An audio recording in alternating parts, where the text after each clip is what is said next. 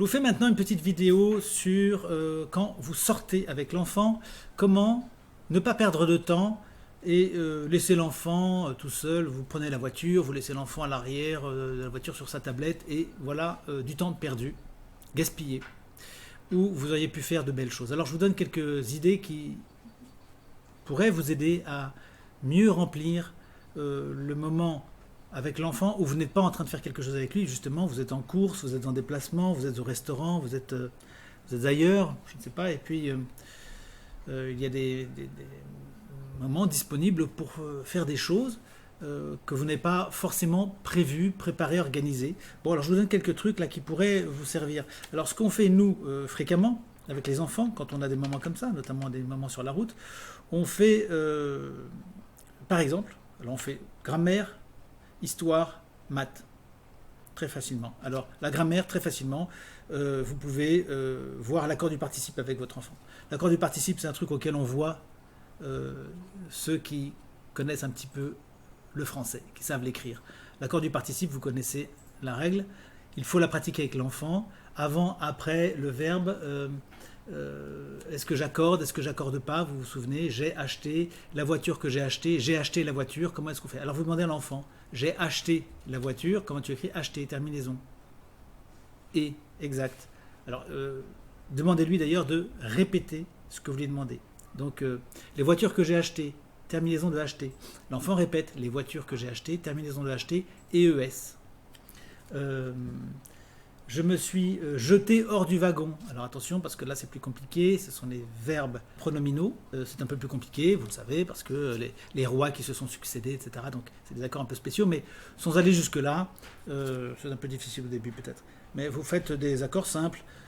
Ils se sont battus. Elles se sont blessées en jouant à casser de la vaisselle. C'est pas moi. La police est interposée au milieu des manifestants. Accord de interposer. Bon, ça c'est un petit exercice que vous pouvez faire facilement et l'enfant, à force, il va pratiquer, il va connaître. Il sait si on accorde ou si on n'accorde pas en pratiquant. Ensuite, vous pouvez faire bien sûr des choses comme A accent, A sans accent. L'enfant a 10 ans, sans accent, verbe avoir. Bon, alors comment est-ce qu'on reconnaît le verbe avoir et quand est-ce que ce n'est pas le verbe avoir quand on utilise A? Ça c'est très simple et vous pouvez aussi le faire. Vous lui apprenez au passage qu'on ne dit pas la voiture à mon ami, parce que c'est pas correct. Mais à chaque fois que je vais au bal, je rencontre mon ami Georges, bon, par exemple. Voilà, donc ça, quelques exemples. Et lui-même peut en trouver d'ailleurs, vous lui demandez de faire des exemples dans l'un ou l'autre cas. Je vous ai fait une petite note comme ça où j'ai noté 2-3 choses. Vous pouvez lui proposer de travailler sur la règle du changement du N en M devant le B et le P, avec des exemples, qui vous proposent quelques mots. Voilà, remplacer des mots américains par des mots français. Par exemple, j'ai trouvé que ce film était cool. Qu'est-ce que tu veux dire par là? Je trouve que cet ami est cool. Qu'est-ce que tu veux dire par là?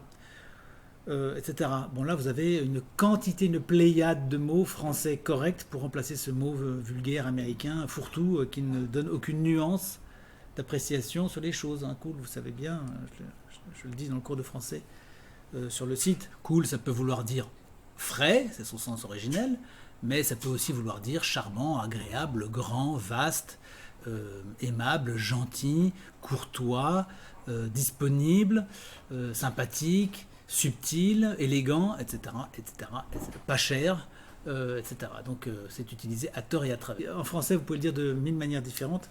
Les Américains, ils n'ont qu'un seul mot, c'est cool. Et c'est pas cool, en fait. C'est pas cool parce que ça manque de nuances et de subtilité.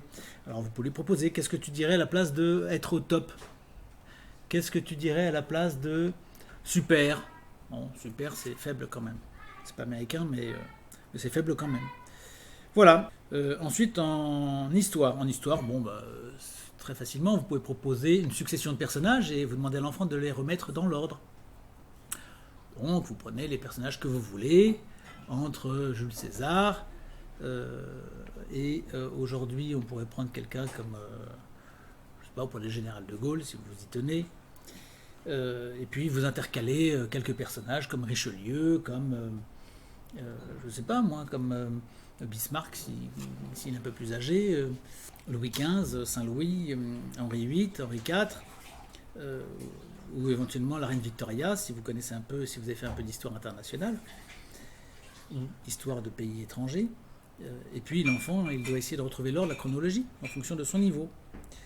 Voilà, bon, ça vous demande de creuser aussi un peu votre esprit, de retrouver des personnages, c'est bien aussi, c'est un bon exercice. Vous avez évidemment, bien sûr, la possibilité d'essayer de vous rappeler des dates. Que s'est-il passé en 1515? Que s'est-il passé en l'an 800? L'enfant restitue à peu près une chronologie ou des éléments de chronologie. Voilà. Les mathématiques, les maths, il faut en faire régulièrement. Vous sortez avec l'enfant, profitez-en. Un peu de calcul mental. Alors avec les tout petits, bon, bah, fais-moi compte de 1 en 1 entre 0 et 10. 1, 2, 3, 4, 5. Bon, très bien. Alors maintenant l'inverse. Tu descends de 10 à 0 de 1 en 1. Avec les plus grands, vous faites de 25 en 25 entre 600 et 800.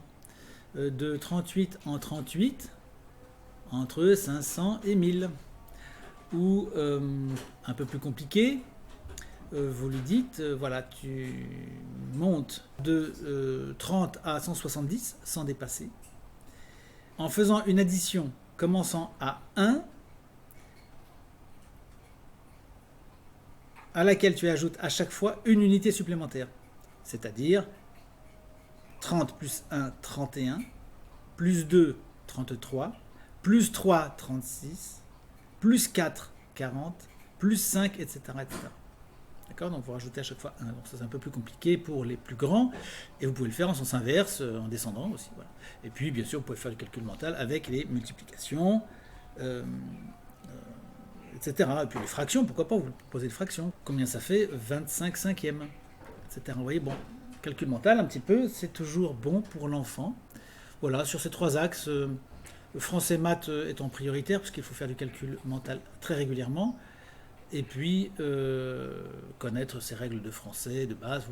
Si vous n'avez pas idée, avant de prendre la voiture, vous allez sur Internet, les règles grammaticales un peu délicates en français, ou les règles grammaticales en français, et là, vous trouvez tout de suite ce dont vous avez besoin pour faire travailler un peu votre enfant.